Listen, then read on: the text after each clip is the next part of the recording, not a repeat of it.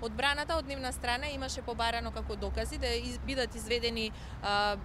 дел од списите кои што се веќе уништени, со тоа што наведуваше дека истите треба да бидат прибавени од други организациони единици.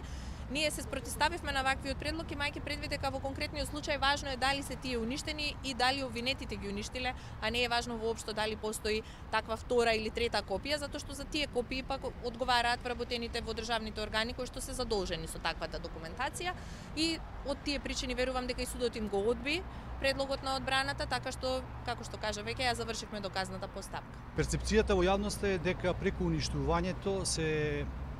вршело уништување на документи кои што имаат највисок степен на класификација, тоа е степен на државна тајна.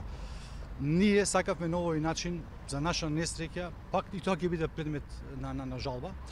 Судот не го доволи нашето барање за да и покажеме и докажеме на целокупната јавност дека предмет на уништување биле безмалку тривијални документи од типот како што спомнав, лекарски уверенија, потврди за поправка на возила,